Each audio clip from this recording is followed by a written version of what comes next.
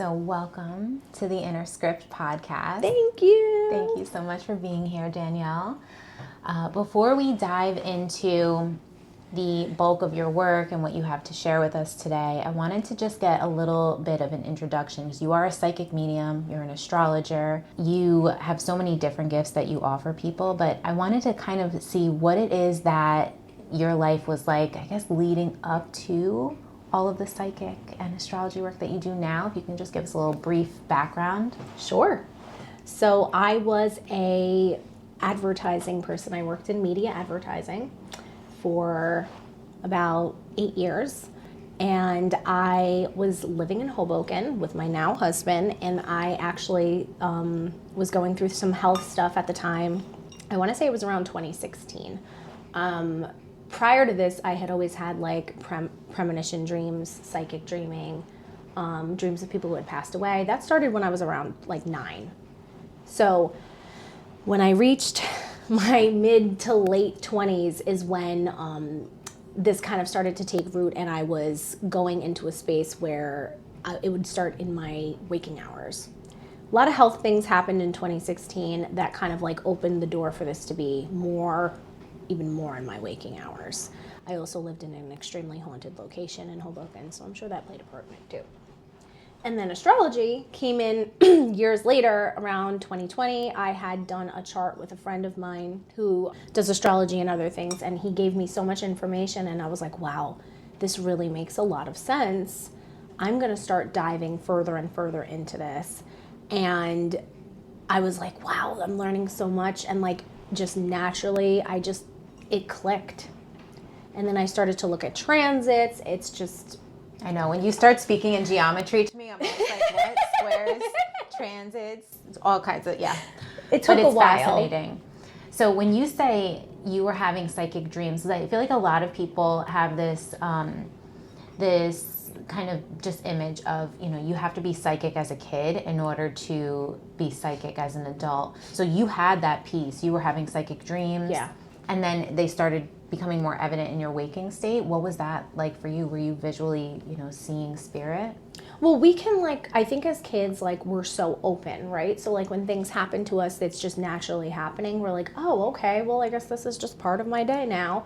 So I remembered the dreams being little things, oh, you're going to make the cheerleading squad this year. You're going to get the letter tomorrow. Get the letter tomorrow.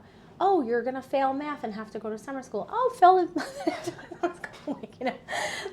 like that. Oh, you're going to get this for Christmas. So as I started to get older, it, started to go into more of an intense space. The night before my dad's father passed away, I had a dream that he had come to me and said he was leaving. And I'll never forget that. And I woke up that morning and I was like, Grandpa passed. And my mom was like, yes, he did. Wow. So from that point, I went out and lived the rest of my teens and early 20s wild and free, not thinking about it. So when it happened, it happened. If it didn't, it didn't. I wasn't focused on it. Mm-hmm. When I hit my mid-20s and Neptune came into Pisces, which is health stuff, right? Okay. Neptune is the planet of the immune system. I started to have health stuff go on that was mysterious. And I started to feel okay, I am not here, but there, brain fog stuff, waxing and waning from 2011 onward. Health stuff would go up, health stuff would go down. But as that's happening, I start to get further and further into the holistic wellness space. Acupuncture, homeopathy, massage, cranial sacral, Reiki, you name it, because I was trying to figure out what is happening. Mm-hmm. As I start to do that, these dreams start to come back full frontal. Then I start meditating because I hear that's good for health. And I'm not thinking it's good for anything else. I'm like, oh good, I've heard being calm can help you. Start meditating. And all of a sudden I start hearing disembodied voices. And that's where I was like, okay, what is this? And I remembered at the time, I was like, okay, I am not crazy. I know that these are people, these are voices of people. At the time I'm living in Hoboken, turns out, little history done on the place, that building was built on a cemetery. Not only just that, but that building was also a Knights of Columbus, so thousands of people spend time in there. every other day I was hearing from a new spirit during those years. Long and short, there's a woman that I was getting reading from periodically throughout the years, and I went to her and I was like, does this work like this for you? And she's like, no, but it works like different for every single person, and this might just be the way that you're breaking that barrier from like the unconscious to the conscious. And she was like, don't be scared, but you can ask them, like, please don't come to me in that way or whatever, which I did. I was like, please no more outer ear. And that's kind of how we arrived over time to where we are now. I love that you said outer ear. That's so funny because that's what I think, that's what scares people the most. Oh, it's freaky. The audible hearing of spirit as opposed to the inner. Inner ear is so much more gentler. It's like a whisper. The outer ear, and it once in a blue happens here. Once in a blue. It's here in this house? Mm-hmm. Once in a blue. I don't put out for that. I'm like, no, please don't. So they're pretty good with that now. But at the very least, just like you said, like you're in charge of that experience, so you can just say like, no outer ear, or like, no, like not while I'm sleeping, don't wake me up. Like you get to set the rules, right? I feel like yes, but in certain locations, I do feel like it depends. Like in Hoboken, I was asking them all the live long day, please stop coming to me in that way. And in some cases it worked, in other cases it didn't. Like I remember actually some of them touching me and me waking up to being like somebody shaking me. That's my one rule. You're not allowed to touch me. Yeah. No. I had people grab my wrist. Again, I know they're trying to get your attention and whatnot, but that was a very high intense space, and I do think it's because there were remains there. Mm-hmm. So that probably was a lot more involved. But as time went on, like I was, putting it out there, like, please, no. So that really is not something that happens very often with the disembodied voices. But you're also highly psychic and sensitive to energy. So, I mean, I feel like they're going to be able to reach you a lot more evidential than they would just the average person.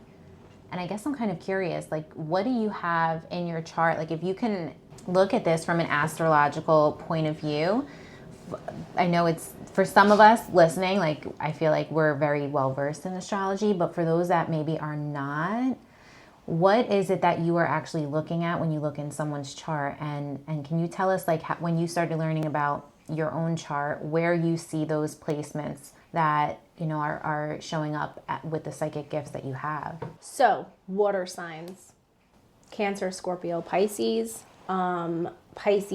Mercury, any Mercury that's in, because Mercury is the mind, and it's also how we communicate. It's the messenger. So Cancer, Scorpio, Pisces, Mercury. That could also be 4th, 8th, or 12th house Mercury. Anything in the 12th house, because the planets fall in houses. They don't just fall in signs. A lot of water in someone's chart, even if it's not in the Mercury, if it's like, let's say, sun, moon, rising, like the personal planets, Venus. A lot of that water energy or those water houses is going to influence how psychic somebody is. Also aspects to Neptune, which I don't recommend. Not that we can control that. Is that what you have? No, I don't. Okay. Thank God I don't have that. I have other things. But in my personal chart, my thing is I have a lot of Pisces. I have a Pisces sun, a Pisces Mercury, a Pisces rising, a Pisces Venus, a Pisces Jupiter, most of which is in the 12th house, which gives it that water overlay. My Mercury is in the 1st and 29 degrees, which is an anaretic degree. For anybody who has 29 degrees in their chart, you are the master of that planet. And I'm sorry, because it's not an easy degree to have. But that is that's pretty much what it is. So I have a Pisces Mercury in the 1st house at 29 degrees. So I think that mastery thing that's kind of how this is so much more of a thing for me. But it also comes with its caveats. I mean, look at what just happened this year.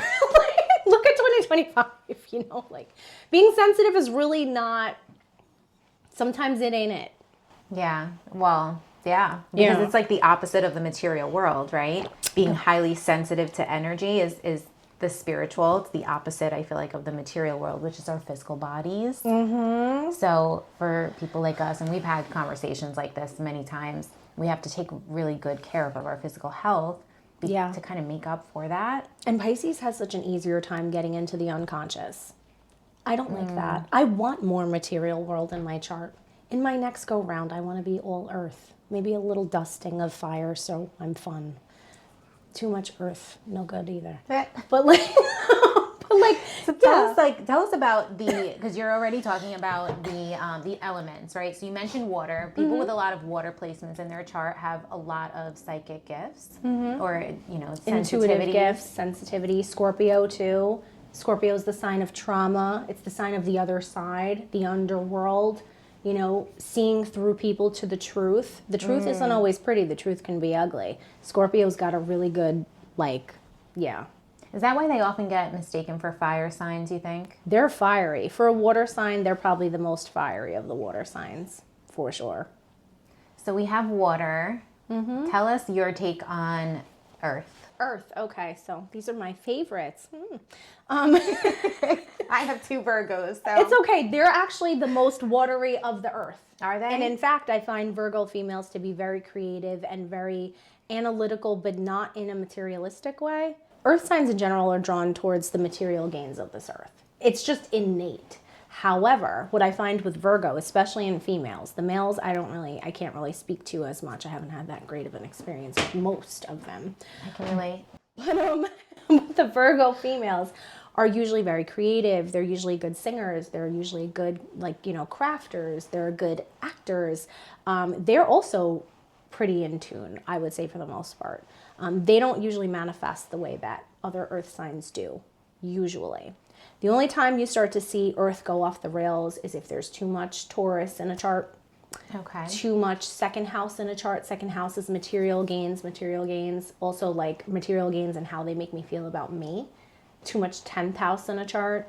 Way too much Capricorn. I would say Capricorn and 10th house, especially when people have a lot of that in their chart, they are so tied to the materialism. They're good. They're very serious people. They can be very loyal people. They're very traditional sometimes.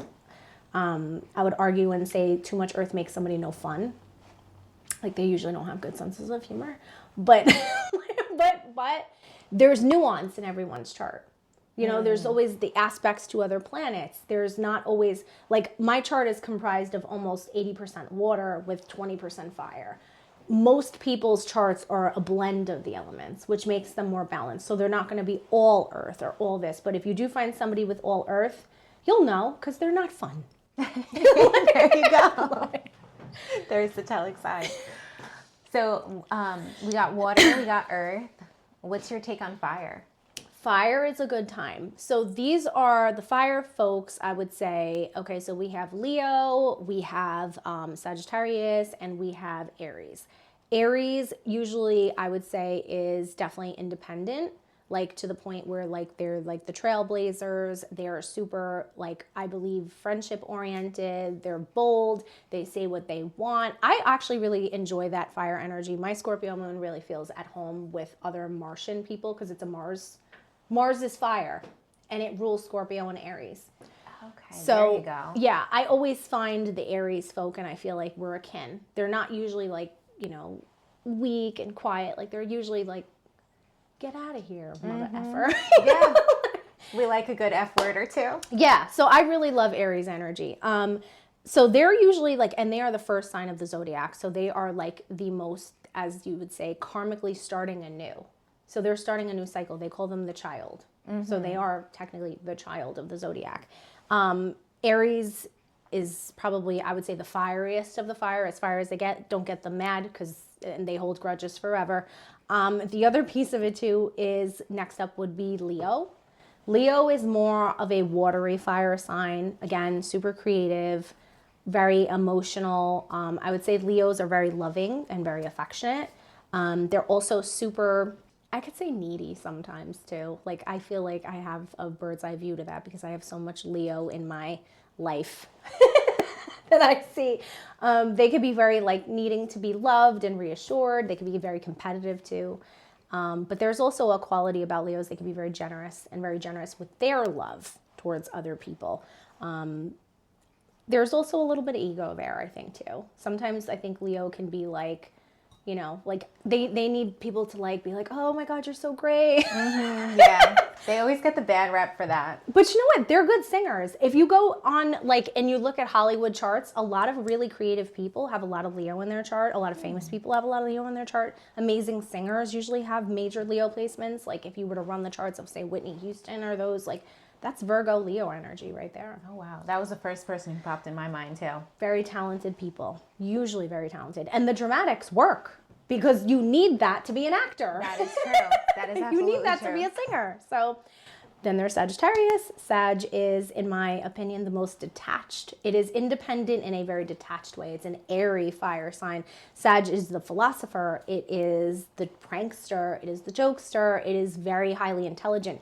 Sag is also opposite Gemini, and I feel like Gemini gets a bad rap for gossip, but in fact, Sagittarius is the one I would have to say, like, likes to get to the bottom of everything and, like, analyze and, like, hyperfixate and be like, okay, well, this happened, and that's why, and da-da-da, and put those pieces together. I think that they, like, they're very friendship-oriented. All the fire signs are, but Sag, I would say, is more, like, very friendship-oriented. They're the travelers. They're the wanderlusts.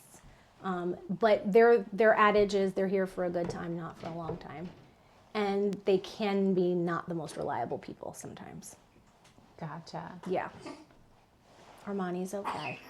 Oh, little puppy. He's good? Yeah, he just probably ate his treat too quickly. He's So- a Pisces. Oh, he's a Pisces. He's a Pisces, Okay. yeah. I like him. He gave me a bark when I came in. I was like, all right, we could be friends. He's a good boy. So then we move into what's last? Air signs? Air signs, yes. So these guys are the geniuses. They're like the Stephen Hawkins level geniuses of the astrological wheel.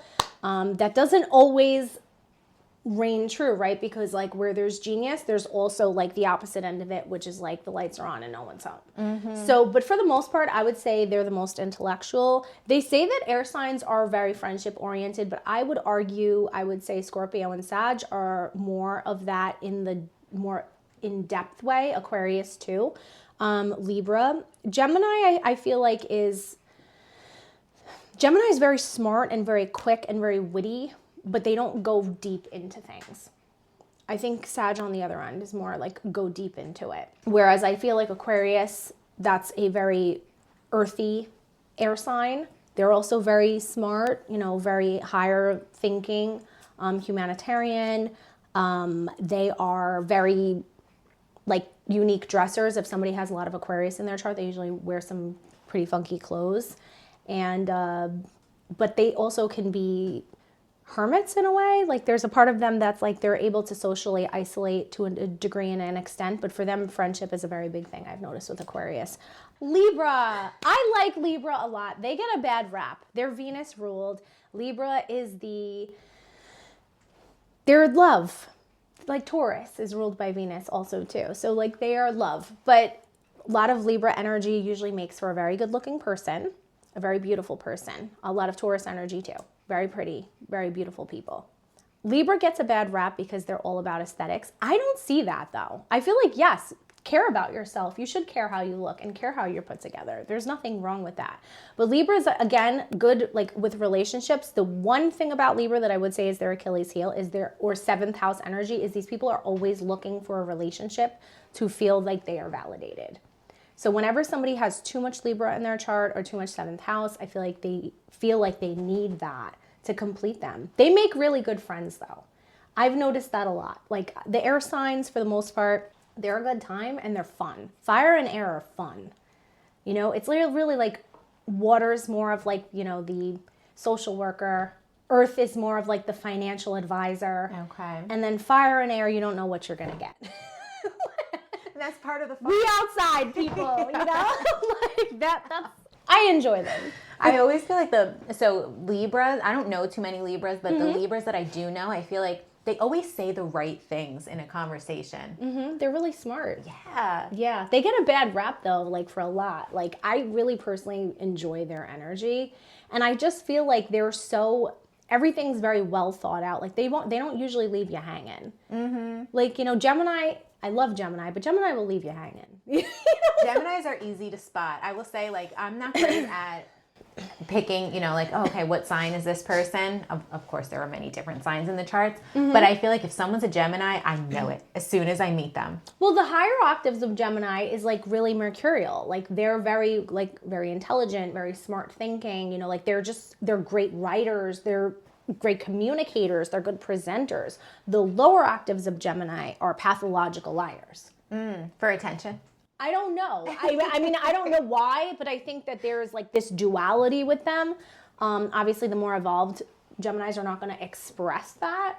But like that's the one thing. Like if you notice somebody's like a tall tale teller, guaranteed somewhere in that chart is a piece of an unevolved Gemini potentially. Interesting. Yeah. So there is so much that you could get into in this chart. And I know I asked you to talk about relationships, but before we get into that, I'm kind of curious, like, because you've looked at so many charts, is an astrological natal chart really kind of like the map to the soul? Like, can you really look at someone's chart and see where they have health stuff, where they have relationship stuff? Like, what is it that you like, what you notice about somebody? Well, I would say this. When I look at somebody's birth chart, I know what they were supposed to come in with, like what their parent relationships would be, what their personality is going to be. As life moves through transits, because even though our birth chart is like a snapshot of the sky at the time that we're born, the planets are still moving. And as the planets still move, they're hitting our snapshot. How are they angling around our snapshot is going to be the seasons that we go through life. Sickness and health, marriage and divorce, death and birth. All of those things are going to happen to everybody. Well, maybe not marriage and divorce, but, like all of these things, these relationships coming in and coming out, these changes in life, they're all going to happen to everybody. But the transits are going to determine that. But like the blueprint, the parents you come in with, the siblings you come in with, typically like, the kind of work that you're going to do, your personality, what you'll be drawn to, your likes and dislikes, that I can see in somebody's birth chart. It's fascinating. Yeah. And even their health as well. I would say yes, because in some cases, health can be defined through two houses and certain planets. So like, I don't want to scare anybody and put that out there, but like there are certain things. Sometimes it could be somebody really taking good care of their health or has to take good care of their health. Or sometimes it could just be, this person was born with a certain illness or disease. Sometimes it's a transit too. Sometimes somebody can go through like an illness transit. Like Neptune hitting Pisces from 2011 until now, and I'm finally walking out of the woods, everybody. Thank God. Bye, Neptune. Won't miss you. That's kind of where, yeah. So sometimes it's a transit. It could be a long transit, too. So the transits eventually pass. Yeah. Okay. Yeah, I mean, listen, as long as you're still alive, you'll notice a change. Sometimes transits take people out. I mean, the lengthy ones, like sometimes, and I'm not trying to scare anybody, but Pluto transits, Saturn transits, anything to the ascendant, the rising sign, like those transits sometimes can take people out. And that might be their time. It's not always, that's an exaggerated version of how that transit could hit. It's not, nowhere near is that always the case. That would be like the most extreme version of a transit hitting somebody's rising sign, like an outer planet. So when you see this blueprint, somebody's chart in front of you, does the concept of free will also come in? Like, can we change things? Can we look at this just to empower us? Or is it like this is locked in, like there is no free will? I would say we come in with certain default factory settings. So I would say that part is not our free will because we're born into certain situations, circumstances, setups. Like we don't choose our family of origin. We don't choose whatever health hiccups. We don't choose what we look like. Like we don't have a lot of control over our environment coming in. What I think what happens is the free will comes into play is as we go through life, how we start to move through life. I mean, you can take somebody who has, I don't know, let's just say Scorpio energy, right? They could be very intense. Like that person could be somebody who's an addict because there's that like, willfulness and that there could be self-sabotaging and they can go down that road. Or this person could be, like a counselor or a private investigator or someone who's like a researcher or an analyst. Like that energy gets directed by the choices that we're making. So that's our free will, really. You just have these gifts. It's like you have to bring out the gifts of that sign. manifested in that planet. Everybody's going to come in with a little bit of a kink that you're going to have to work with, or an Achilles heel that's not going to be your strong suit. But you have to really take the strengths and like raise them up pretty much. Gotcha. Because like you said before, there's light attributes and shadow attributes. I forget what the terminology that you used, there's like a lower octave and a higher octave of each sign and each planet. Okay. So how does this relate to relationships? Because I feel like there's been things that, you know, you've shown me about my personal chart that honestly are just mind-blowing. I'm like, how the hell is this in my chart? What? So if you can get into that subject, like what is it that you look at and how are relationships showing up in an astrology chart? So I would say relationships for a lot of people are transits, because not everybody has Libra or 7th house in their chart, which is the home of like romantic relationships. It's the Venus home, it's marriage, it's partnerships, and it also could be friendships too. But I do feel like for the majority of 7th house Libra energy, it is mostly like that, you know, one partner person relationship piece. That usually is the stereotypical way I'll look at somebody's chart and be like, wow, they really feel like this is a part of what they need here. And I think the key factor in those 7th house Libra people is the way of letting them know that they don't need that. I think that's their biggest, okay, we have to arrive at this like being okay, sovereign. Mm-hmm. For relationships, for most people, I want to say it's transits. When you look at people's Venus, when you look at people's moons, the compatibility between that stuff is going to be what really drives a relationship together. Aspects to Saturn. Saturn can limit, like Venus square Saturn, that's an aspect in somebody's chart. That means love could be delayed, money could be delayed, Saturn, or it could be binding. You know, like it really depends on how that goes. But Venus is how we look. It's how we are monetarily, like how well off we are. And it is also like how we experience love, like, and how love manifests for us, or how we feel love. Our moon is our emotional state, like emotionally, like how attached or detached are we? So those two things is what I look at when I look at somebody's like chart for love, and also their Mars. Mars is sexual energy, but it's also what drives us, like what gets us going, like what is our ambitions about. Mm-hmm. So like, for example, I'm going to use my chart as an example because I know my chart the best. I have Mars in Sagittarius.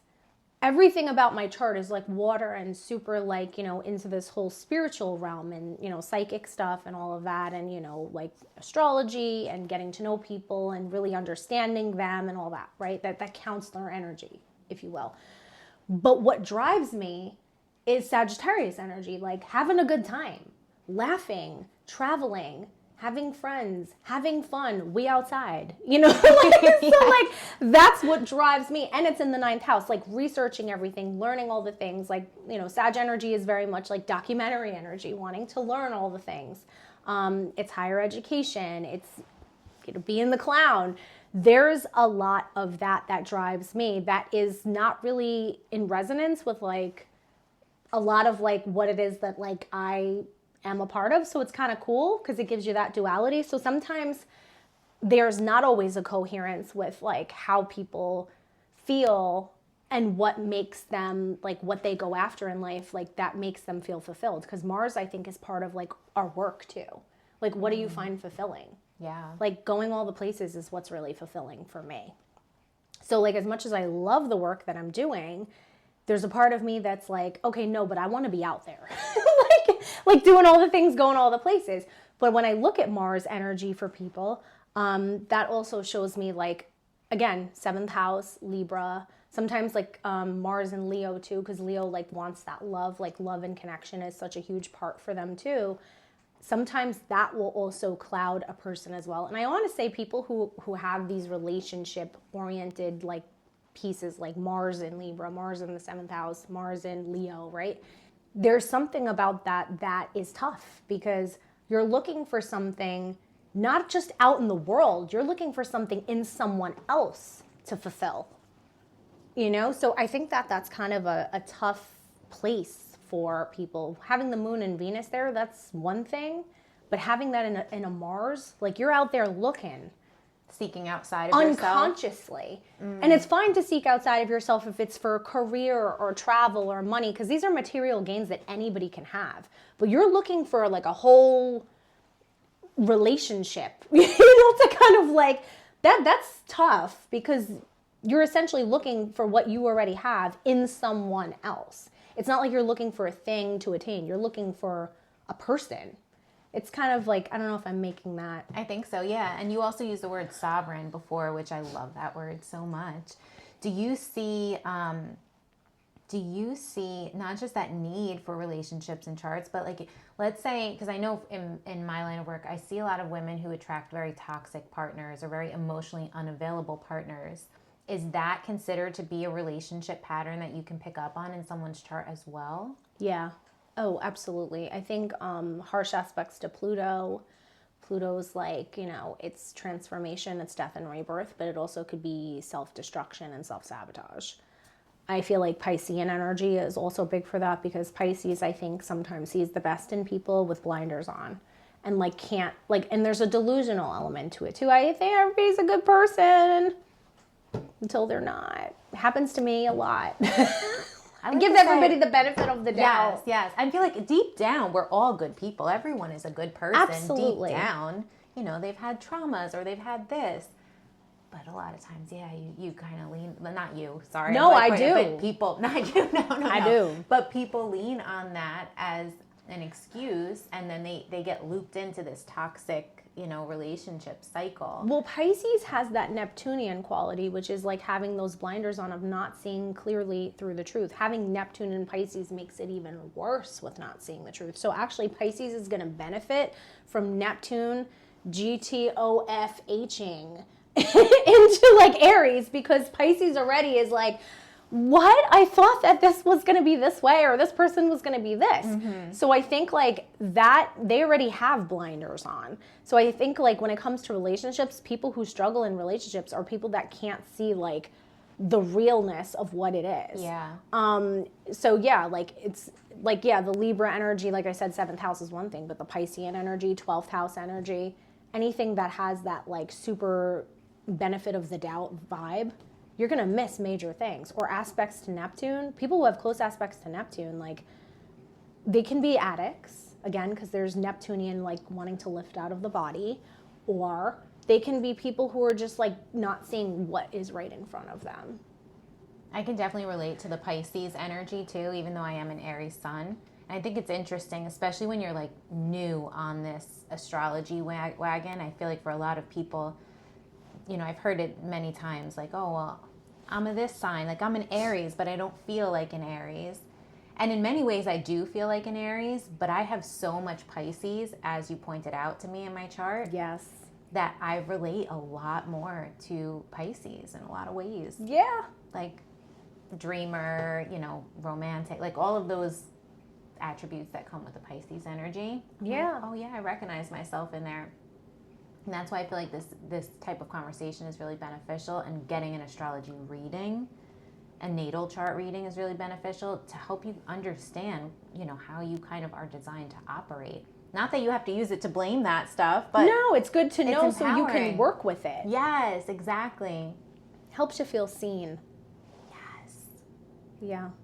And I think that's what a lot of people are looking for right now, is to feel seen, to feel heard, to feel understood. It's important. Mm-hmm. Is there anything else that is important for you to look at in someone's chart that you notice really helps them on their journeys? I would say definitely, if you don't resonate with your sun sign, look at your moon sign.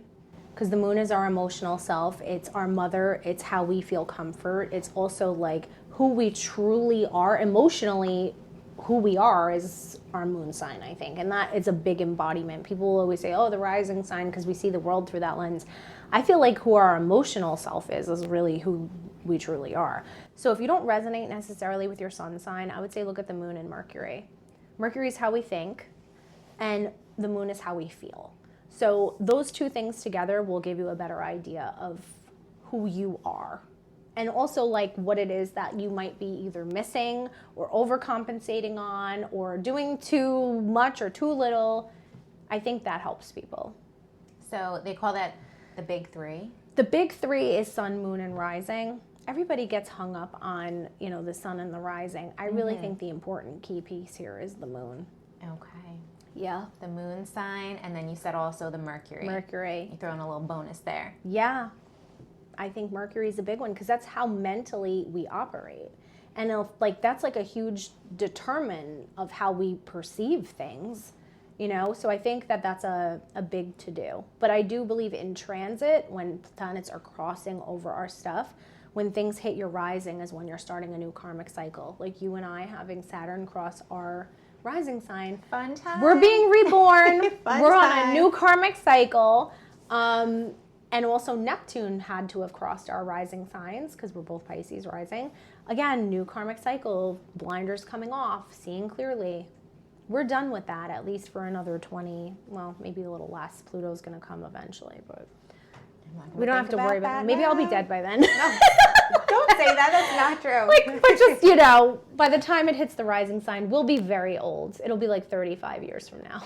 We'll be in our sage era. Yeah. Speaking on who knows what, like a 3D internet platform or something. Mm-hmm. So I think it's really cool. The last thing I want to touch on is just that you also have the psychic medium portion. So when you're looking at a chart, are you also getting intuitive hits from spirit? That is a key thing that I let people know because I started to move away from the cards, as I said, and I started to move more into looking at people's charts, not only literally, but intuitively. So as I'm looking at the chart, I'm intuiting information for them as well, which creates nuance. I also believe that sometimes knowing certain things can provide hope and guidance, but the key piece here is that it's a fine line because you don't want to take people's power away. And you also don't want to give them too much of what's going to come because then that is kind of almost as if you're controlling and directing what they should do. We're supposed to be empowering people. So I think kind of stepping into that more, like I said, just letting things flow through channel. Like I feel like I need to tell you this because it just came through. I'm going to tell you. Rather than it being more structured of okay, ask me a question and let's go. It's more, I could look at your chart and say, okay, this is what's coming up. This is a transit. This is an energy that you're going to be experiencing. How that energy manifests is could go a number of different ways. Right. I just think that's so cool because then you're getting information from spirit as opposed to just locking it in. And that's what lights me up. I'm like, all right, tell me what we're working with. Tell me what I got to do. I don't know. It just opens up a lot more room. I feel to really empower yourself, what your intention is to do, is to empower. Yes. Agreed. So within your realm, after reading so many charts, after doing so many readings even, I always like to ask everybody this same question, and you can take your time in answering it. Sure. But if there were one thing that highlights for you as to what we can kind of adopt into our own inner script based on your work, what would that be? We literally are living life in seasons. And unless you know transit dates and your own chart and what's going on in the sky, you might get caught up in thinking that this is your forever situation. This too shall actually pass. And it does. And I can tell you when it will, which is the cool thing. And I know this because I've tried and trued it on myself. Even in my own life, okay, this is the transit. It's tough when you're in it. It's not going to make it easier in the fact that it's not going to speed up the transit, but it's nice to know that this is going to end. Yeah. And I think that that's the key takeaway for astrology for people to know is that literally you're not stuck. You may feel like you're stuck, but you are never, ever stuck. So that's my takeaway from astrology, I think. I love that. Thank you. Yes. So if someone wants to book a reading with you, how can they best get connected with you? So my Instagram, you can always message me on there, is at psychic medium Danielle Taverna. Or my website, which is readingsbydaniellet, just the letter T.com. Okay. Awesome. Thank you so much for sharing today. Thanks for being here. Thank you for this cute little mug. Thank you for having me. And we will link everything below so that you can link up with Danielle if you are interested in diving into your chart. getting, intuitive information, having a mediumship reading or party if you're local. And I will see you on the next one. Bye.